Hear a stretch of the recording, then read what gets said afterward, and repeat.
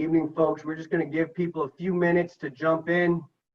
So bear with us as we let others arrive, and then we'll begin.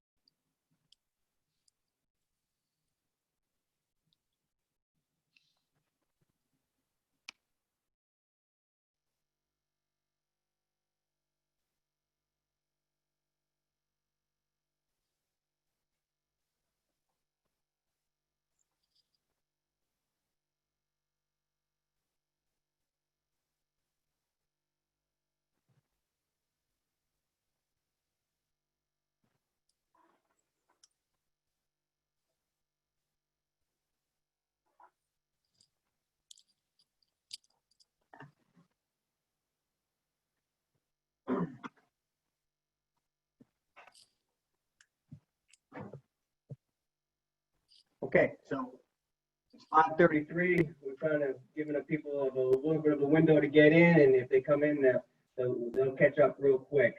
So welcome, everyone.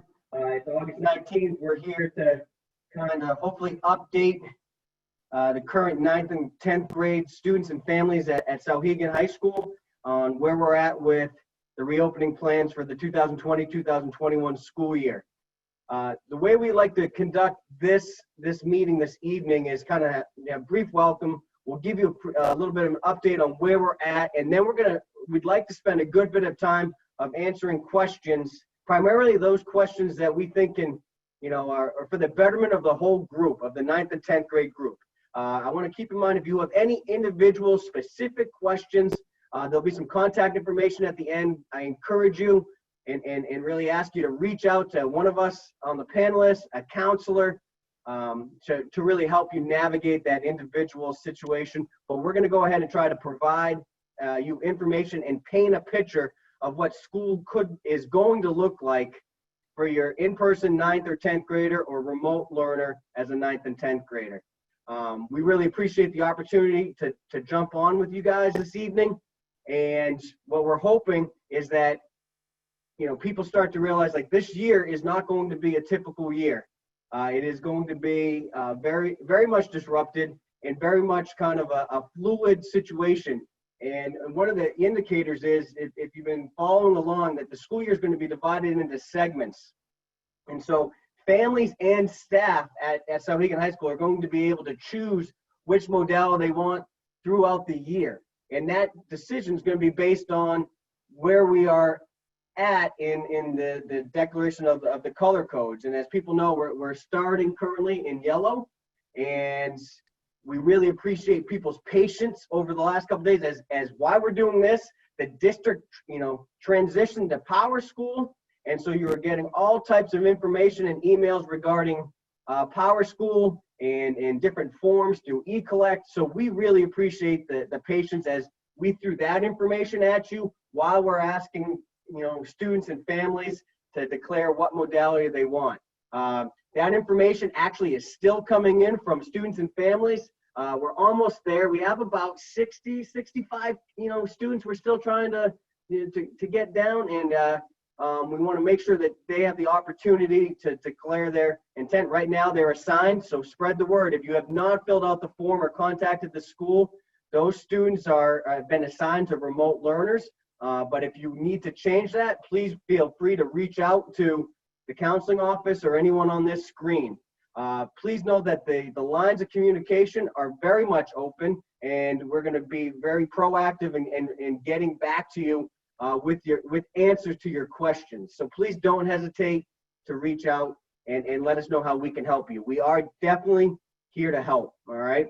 So a couple little ground rules as this goes on. If you have a question, please use the question and answer section on the webinar, and we have Kelly Braley and is going to try to answer questions as it goes on, and then at the end we're going to answer questions very similarly to the parent information night from last week. So that's how we'd like to, use that function. You don't have to use chat, okay? You don't have to raise your hand because we're not going to click on attendees and give them the opportunity to speak. We want to be efficient. We do have a hard stop at 6:20.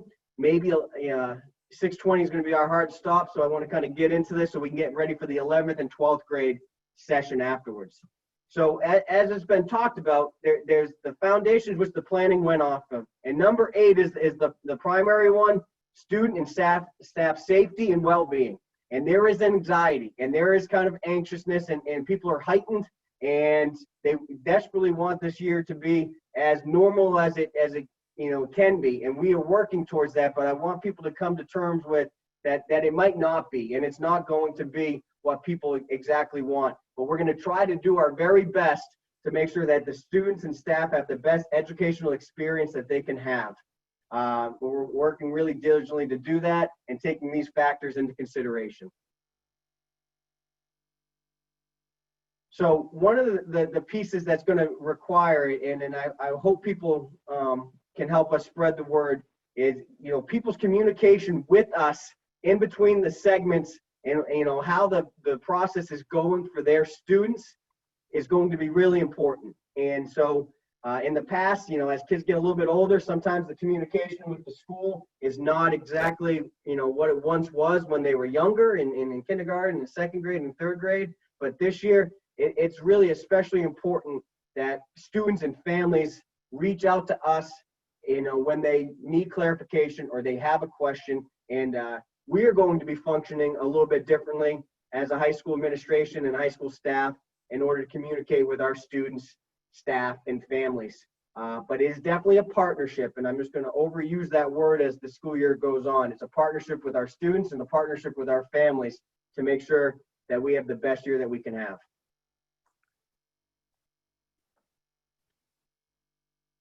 There's the mission statement, and we're going to kind of get right into some of the slides here.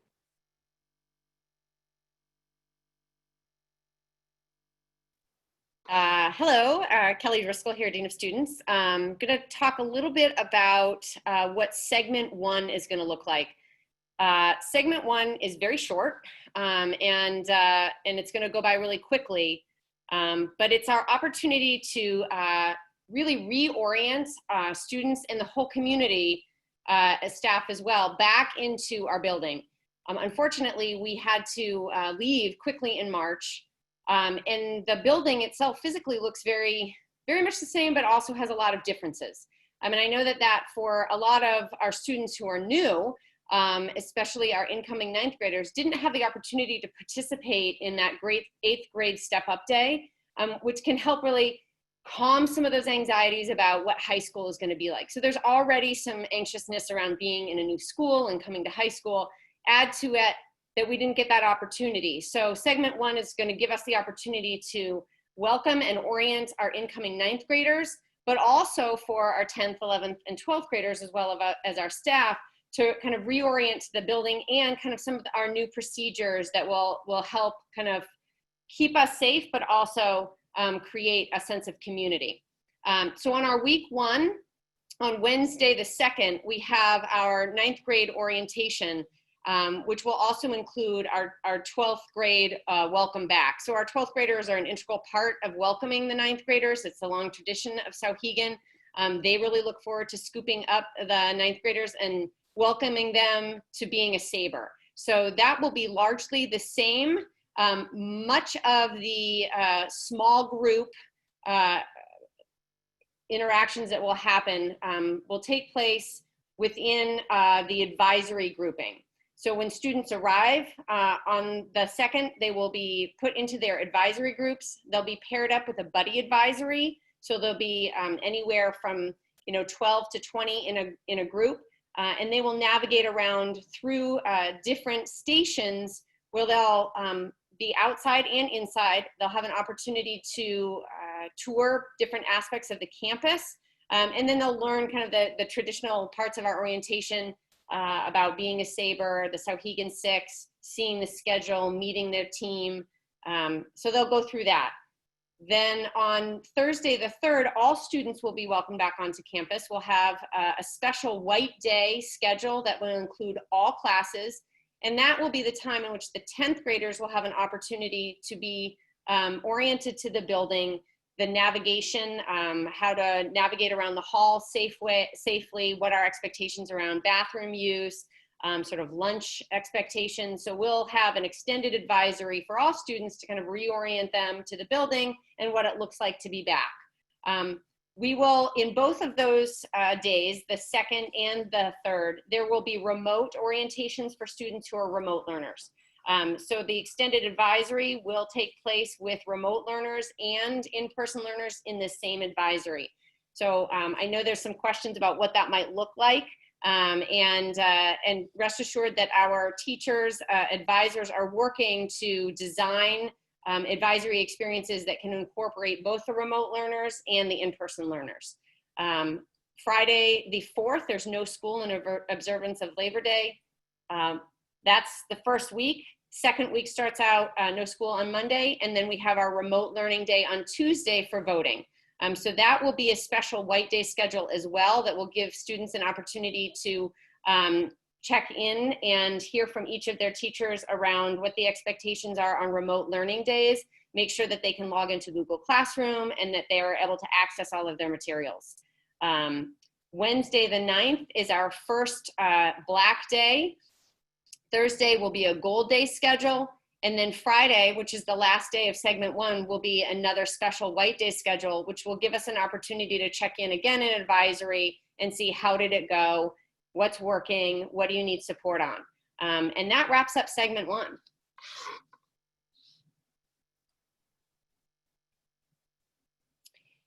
So what will orientation look like? I talked a little bit about that in the last slide. Again, we're going to have 9th graders in on the 2nd. They will be broken up into their advisory groupings, and they'll have some of our traditional activities as well as the building tours, but they'll be in their advisory grouping. And there will be remote learners that will be incorporated into that, so that's an orientation for all 9th graders. Again, on the 3rd, the 10th graders will join. They will be part of the special white day schedule, and they'll have an extended advisory, and they'll be able to orient back to the building.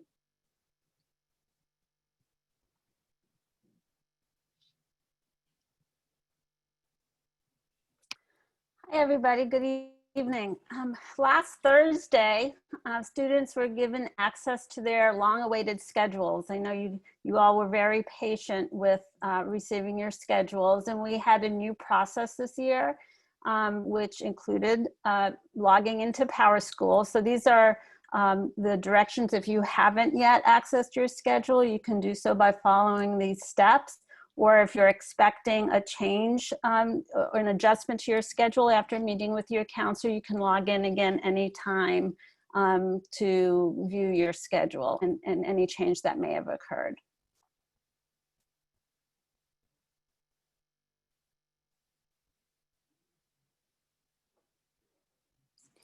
So we made a number of accommodations to what our normal practice has been in the past, so that we can provide for more flexibility for our students. And these are some of the things. These are specific to 9th grade. You've seen from reviewing your schedule that you're scheduled in a 6-period academic schedule in addition to having advisory. And students are able to take a combination of Souhegan classes or VLAX, which is the online virtual high school in New Hampshire, and extended learning opportunities. So students can take a combination of these programs if that's something that they choose to do to provide for more flexibility. In answer to a lot of your questions, students are permitted to leave campus for remote classes with parent permission, and there'll be more information coming out about specifically how to sign out off campus, and that should be coming next week. Community service is a graduation requirement at Souhegan, but we are, for at least next year, no longer having a minimum requirement of community service hours, but for students who are able or willing to involve themselves in community service, those hours will continue to be documented on the transcript. So the school day for our 9th graders begins at 8:55 in the morning. And your team classes, which consist of the core English, Social Studies, science and math classes, will run periods 3, 4, 5, and 6. And then lunch and advisory is after 6. So your 7th and 8th periods may include elective classes, which might look different from your friends, what you've signed up for, and what else your needs are. So it's particular to each student. So it may include world language or academic support or reading for a period, and freshmen are also scheduled in wellness and an art experience. So band or if you're a band or chorus student and you've been scheduled in those classes, you will not participate in wellness during 9th grade, but we'll give you lots of opportunities throughout your high school experience to get that credit.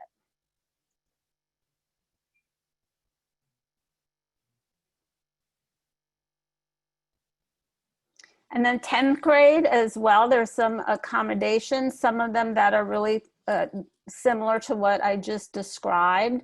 10th graders are also scheduled in 6 classes in addition to advisory, and can take a combination of Souhegan or online courses.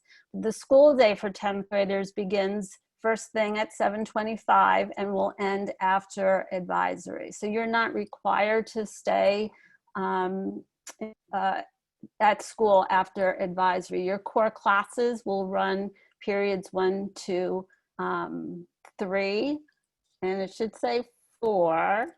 And your lunch and advisory will run after periods 5 and 6. So for periods 5 and 6 for most students will be scheduled in world language, but it also will depend on what other needs that you have particular to each student. So some students may have academic support or reading, and students will also be, 10th graders will also be scheduled in a semester of health and then a semester of either wellness or economics. And again, if you don't have wellness or economics during 10th grade, there'll be opportunity to take those classes later. And again, community service, there are no minimum requirements.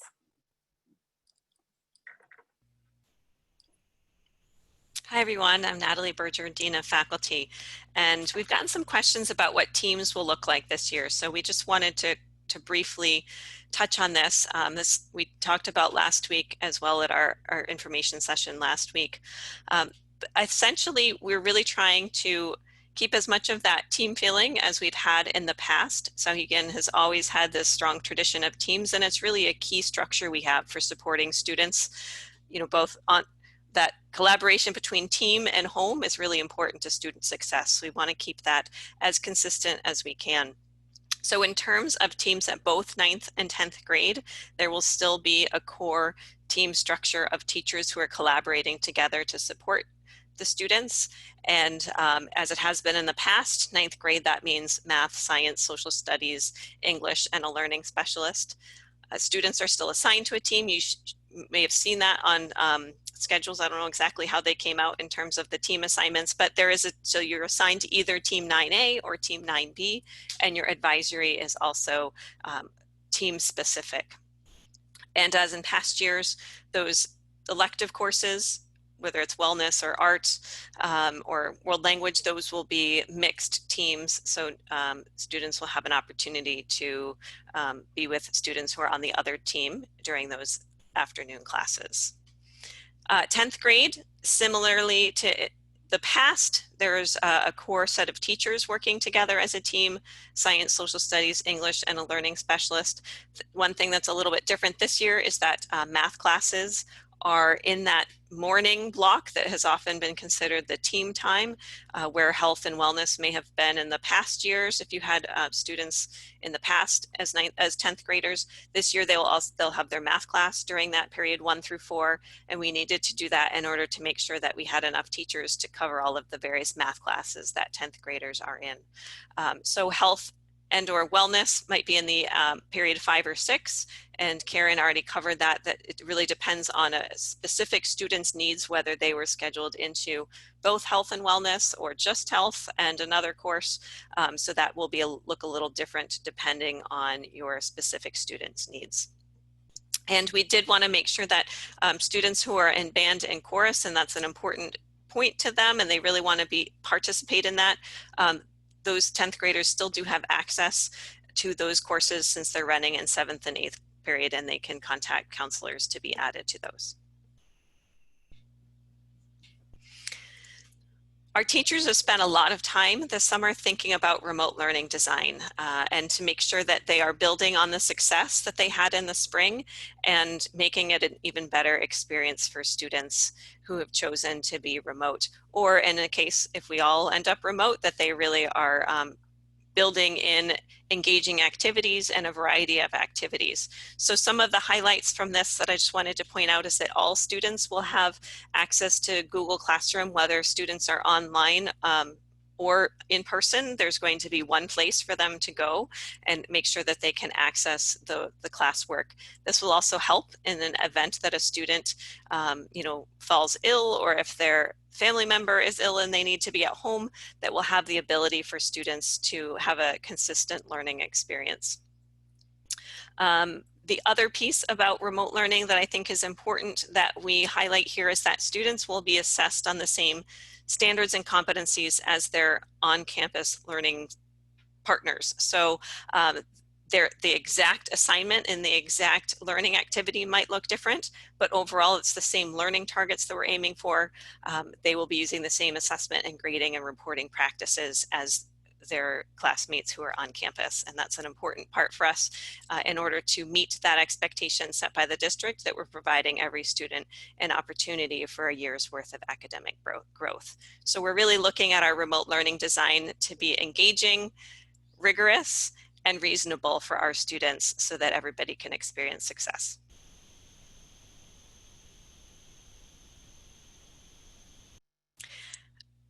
Our daily schedule, as you heard when Kelly laid out the orientation weeks, this is really not a daily schedule you'll see very frequently until segment 2.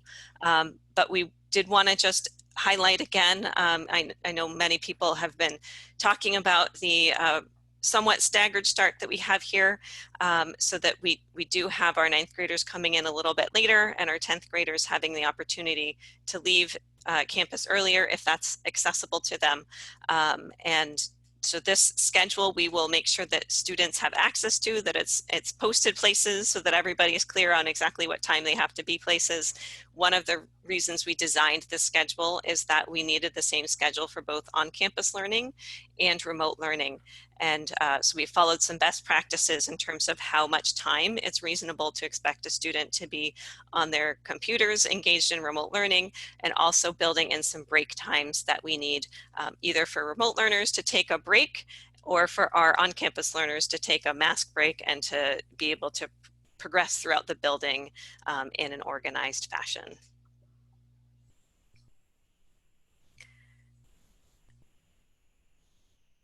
I'm going to pass it back to Kelly, I think. Yes. So I just want to talk a little bit about the anchoring adult, and we have gone into some greater detail in previous meetings. But really the focus and the goal of the anchoring adult is just really deepen that connection and open those lines of communication with students and their families. I heard a lot during the spring, and I've heard a lot during this time of sort of investigating what our plans are. The question that I didn't know who to send this to, so I'm just going to ask you. And we're really kind of, the anchoring adult is giving that point person that one has regular connection and communication with your student, but also is a point person for you as a family. So it's the primary contact for families regarding issues in which you need support, but you don't really know where to go.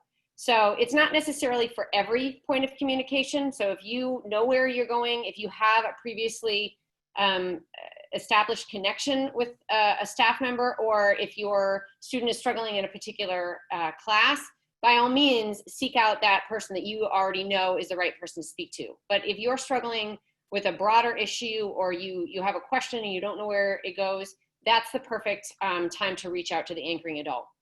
So you can expect that the anchoring adult will likely be your student's advisor. That's somebody that will see your students throughout the week, 4 days a week, and will have an opportunity to really get to know them. When they wouldn't necessarily have their advisor might be if there's a previously established relationship with another staff member that makes sense. So it could be, another counselor, a guidance counselor. It could be a learning specialist. It could be somebody else that they've already established a relationship with, and the family has already, we don't want to convolute it by adding additional people. We're not taking necessarily requests for that, but that would be something that you would be made aware of if we're going to assign somebody who's not the advisor. And in that case, your child will have their advisor, and then they will also have the anchoring adult. In that case, again, the anchoring adult really is your primary contact. You can expect to hear from both the advisor and the anchoring adult within the first segment. The advisor will likely reach out by email within the first couple of days, if not before school. And the anchoring adult within the first week or so of school will reach out to establish that connection and set up a personal conversation with you. So you don't need to reach out or ask that question. You'll be provided with that information.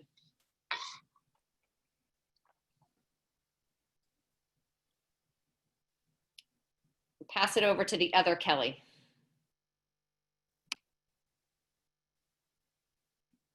You're muted, Kel. Silly me. For athletics and activities, the NHIAA announced a few weeks ago that they are recognizing all sports effective September 8th, meaning that would be the first day of tryouts. Games, competitions would not start until staggered dates after that. The latest of which would be September 25th. The SAU is still working to decide what's going to be best for us. The NHIAA doesn't offer sports. They just offer the parameters by which schools can choose to offer those. So districts are still deciding what to do.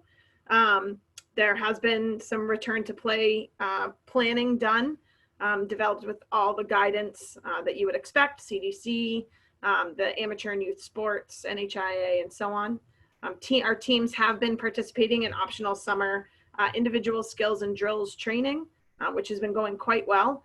If you need info on that, please check the athletics website. And I think that wraps it up. Clubs and activities are in that planning as well. So it's not just athletics, mock trial, drama, robotics. We're in contact with them to decide how we can continue those programs as well.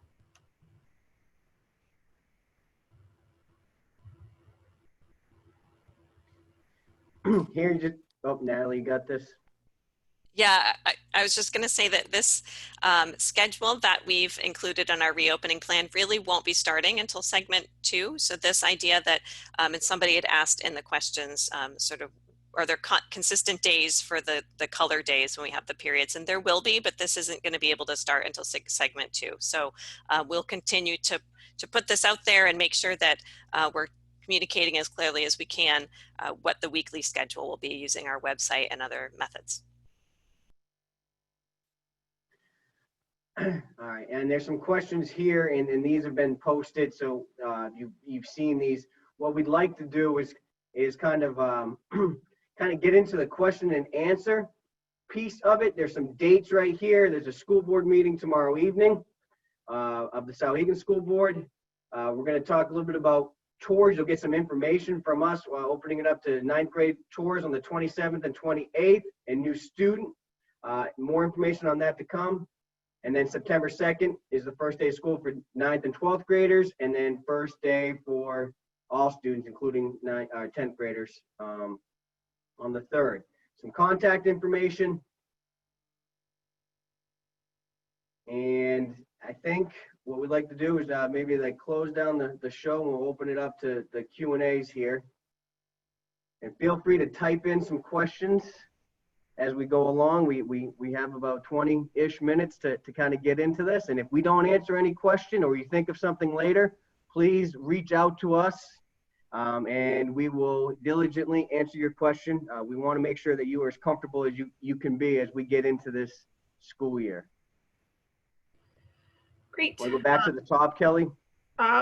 Well, with that, I think there's a trend here. So Jen, would you mind pulling up the segment 1 schedule slide again?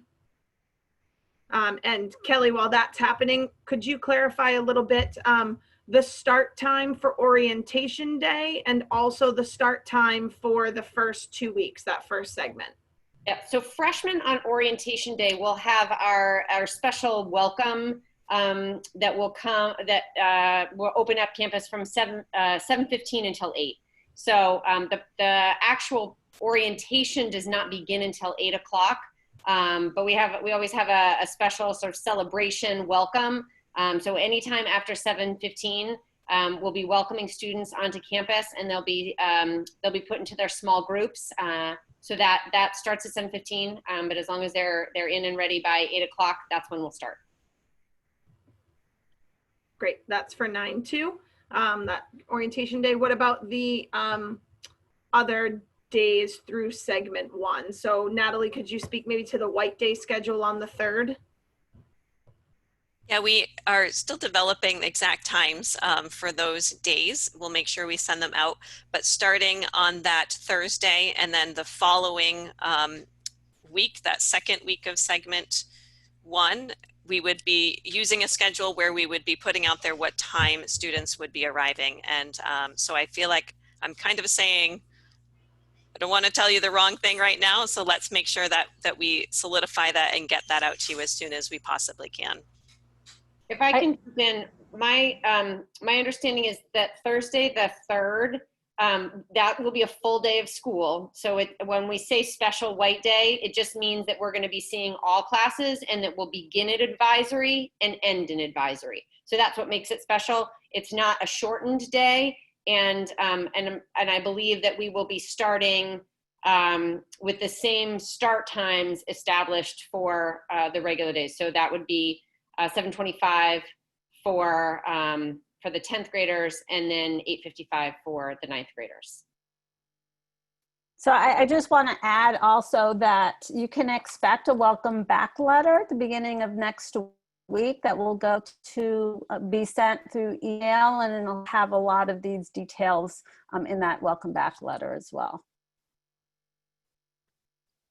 Okay, thank you. Great. Along those same lines, do we have any idea about bus schedules, when those are coming out? We do not know when the bus, schedules will be coming out, but they will be from the bus company. And when we get that information, the parents will get that information. I believe they're not going to be vastly different from previous years. Great. Natalie, there's a couple of questions about remote learning on here. The first being, can and will social time be provided for virtual learners to talk amongst each other? Yeah, this is a great question. We want our virtual learners to feel like they're getting a full experience and a time to interact with one another as well. So this will happen a couple ways. This will certainly happen during advisory, when there may be a chance for them to interact with in-person cohorts, as well as some activities that would just be done with the virtual learners.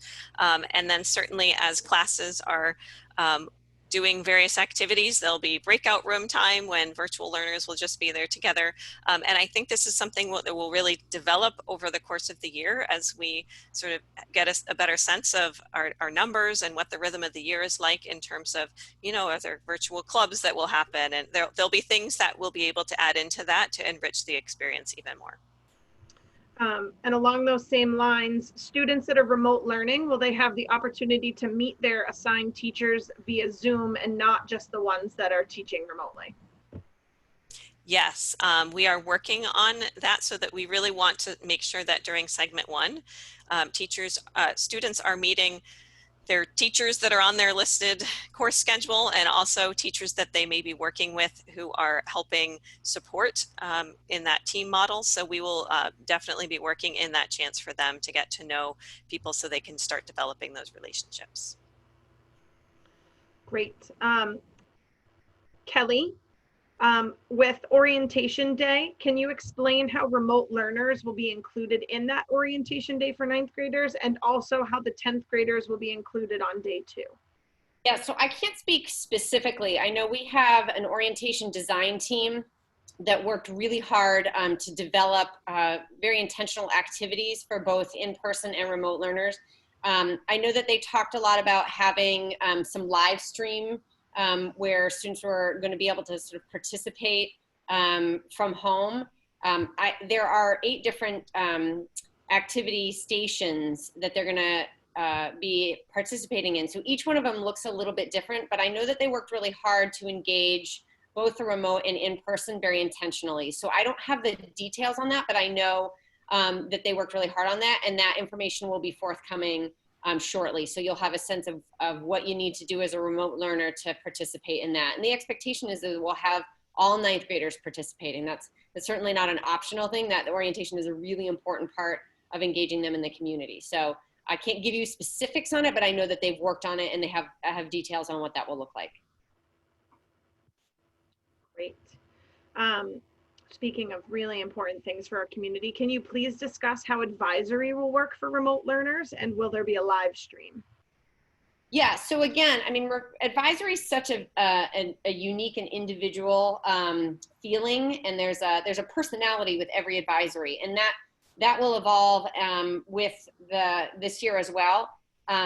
We also have an advisory coordinator, Shilu, and an advisory design team, and they have worked incredibly hard to put together a whole buffet of activities and engaging both games, but also ways in which to include everybody in the community when we're not always together. So again, I don't want to put you off and say I don't know.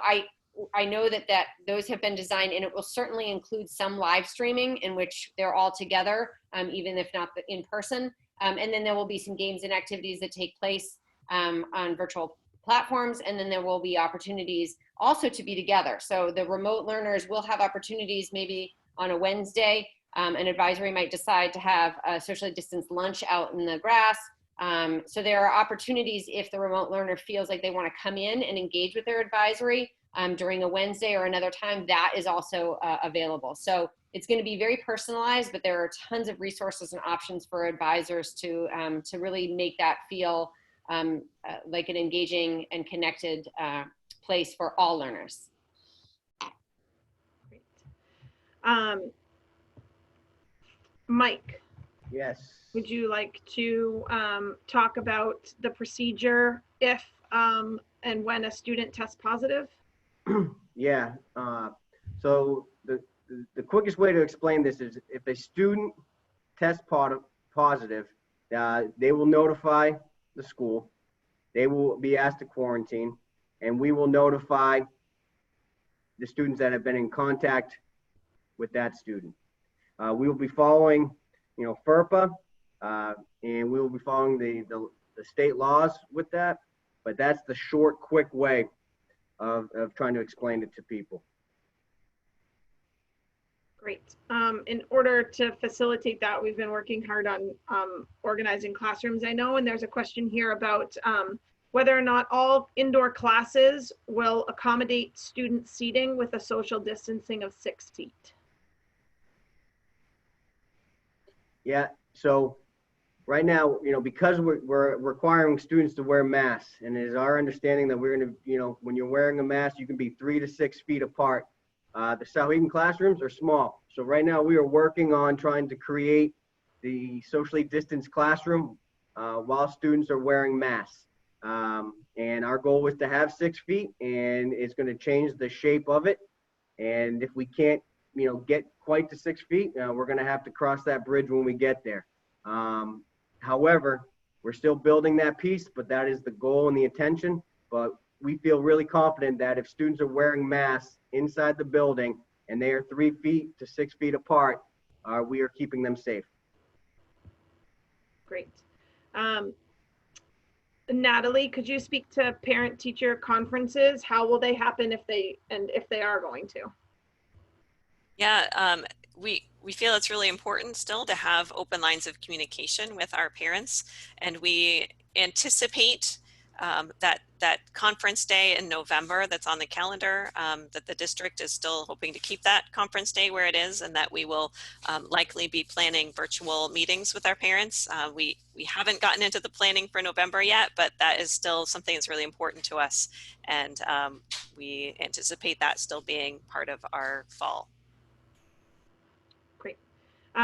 Kelly, regarding off-campus privileges, for 9th and 10th graders who don't typically have that form there, where is that?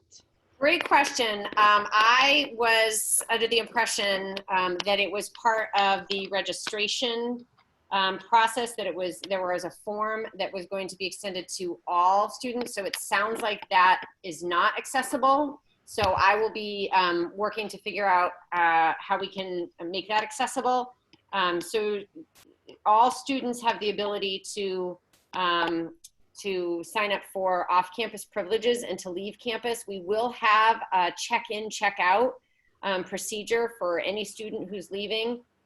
This is not to be confused with driving privileges. Those are separate. So when signing an off-campus permission, what you're essentially saying is that you give your child permission to leave campus during the day, and that could come in the form of you picking them up, or also riding with a sibling, a friend, or another family member. So to answer your question, I will find out how we can get that, and we'll send that information out to you. Great. Oops. Where did we go? For students attending the remote learning sessions on Friday the 21st, the 28th, and the 29th, do they also need to attend the 27th? Yes, absolutely. So there's the Sabre Startup Program is a little bit different, and it's provided for students who are new, either new to the district or new incoming 9th graders who would benefit from some additional transition activities, and that is different from the all grade orientation on the 2nd, which is a really important part of being welcomed as a Sabre. So yeah, it's not redundant. There might be some additional, there might be some overlap, but yes, absolutely, they should participate on the 2nd as well. Great. Will remote 9th grade students be provided with a laptop? Yes. All students are going to be provided with a laptop. Excellent. When do we have to declare our preference for the 2nd segment? So hold on. Let me clarify that last statement. Okay. If you're filling out the form, we asked if you had your own devices. And once we get that information, I spoke to last time that there's a back order on devices, across, the country. And so we are going to do our very best to make sure that between students providing their own devices and the school providing devices, that all learners at Souhegan High School will have a appropriate device to go through the school year with. All right, that's the answer to that question. The next one, 2nd segment starts 9:14. Therefore, as of right now, unless the superintendent changes it, is going to be 9/4, September 4th will be probably, I'm assuming at the end of the day on September 4th, will be the declaration day for segment 2. A little bit early, but that's where we're at with it currently. We need time to prepare our teachers and the classes for, a potential shift from remote learners, students, and remote staff. There was a question in the chat, Kelly, that I want to address about the percentage of teachers numbers right now. Roughly 25% of our teachers have chosen remote at this point, of our staff members. And so we are working through how to create redundancy on that and how to make that work with the selection of the students and the staff. Okay, I think I answered most of the questions in the chat, Kelly. Okay, perfect. You have 4 minutes if we can get through these questions. Excellent. Regarding students on campus while not in class, we are having them check in, but how will the school know who is supposed to be on campus and who isn't while 10th graders are waiting for the bus, I'm presuming at the end of the day, if they don't leave early? Can you say that again, please? Will the school know who is supposed to be on campus and who isn't while 10th graders wait for the bus at the end of the day? I'm assuming this is about 10th graders who don't leave at the end of their class. So there will be a system where people have to dismiss themselves from campus. And then there's going to be a process through eCollect. So we will be able to track students who are coming and going. We're going to work through that, what that looks like with students and families as we get closer to the beginning of school, but we will be tracking the students coming and going through that in that manner.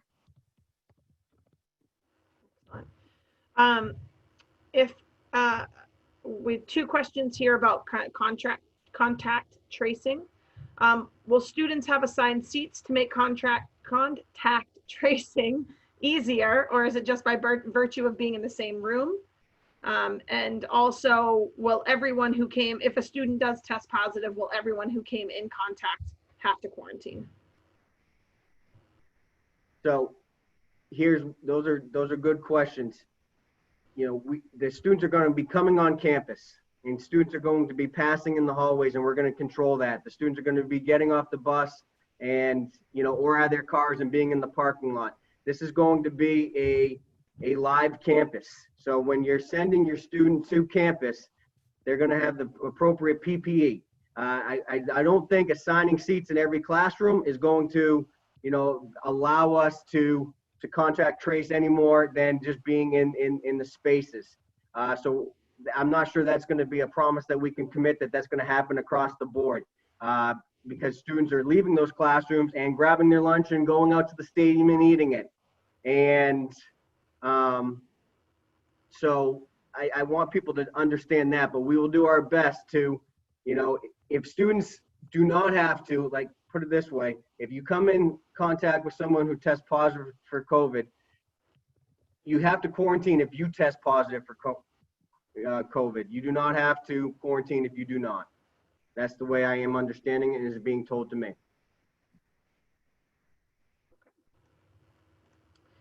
Do we have any idea on projected class sizes based off of numbers received? At this point, that's too early to tell. We're still waiting for information. Class sizes will be as small as and reasonable as we can make them. And I just, one other piece to that, which I don't know if it was part of the question, but know that we're selecting spaces for classes based on the appropriateness of the size of the class. So we're we're intentionally placing classes in spaces that it can accommodate the number of students in the class, providing the safe social distance expectation. Capacity, what is the expected capacity for buses? Will that be reduced to 50% as recommended? Yeah, the bus company intends on doing that, and they are working on that as we speak, and I'm sure they will be able to answer that as we get closer to the beginning of school. Go ahead. Go on. What percentage of students have chosen remote? Yep. In full disclosure, we have roughly 16% of the students have chosen remote. 14% of the student body has been assigned to remote because they have not, early this morning, have not declared. So that roughly gives us 30% as of right now on August 19th of the student body declaring for remote. That is subject to change, of course. Great. I think that takes care of all of the Q&A. Well, that is good. It is 6:21. That is right where we want to be. Folks, please know if you have any other questions or any individual questions for us that we can help with, please don't hesitate to reach out. And we're going to do our very best to be quick and efficient and diligent in our responses. It's really important that you are comfortable with whatever decision you made and you're comfortable with this process. And I can tell you, we know it's confusing. We know it's not easy. You know, we're working with this every day and we keep asking ourselves, all right, make sure we have this straight and make sure we have this organized. And we want you guys to know that, we know that this year is going to be disrupted. It is going to be confusing. It's going to be really overwhelming, potentially for ninth graders who are new to this building. But please know that we absolutely want this to be the best that it can be. We still have in mind of getting a year of growth. We think our plan is very sustainable and flexible, but we really need our students and families to be flexible with us as we try to do our very best. And, I think as adults, I would like everyone to know is the kids will feed off of the adults. The kids will feed off the adults in the school. They'll feed off the administrators and the staff, and they're going to feed off on how their families are reacting to this situation. So my hope and recommendation is that even though it is unknown and it is a bit overwhelming, that we all kind of remain as even-keeled and positive and optimistic as we possibly can, and know that we're going to make good decisions. And the children, which they are because they're under 18 and they're not kindergartens and they're not babies anymore, but they're still 14, 15, 16, 17-year-old, and they will feed off of the adults and how they handle themselves. So I encourage you to ask any questions and let us know how we can help you. And we'll be back in touch as we get closer with more specific information. Thank you, everybody. Take care.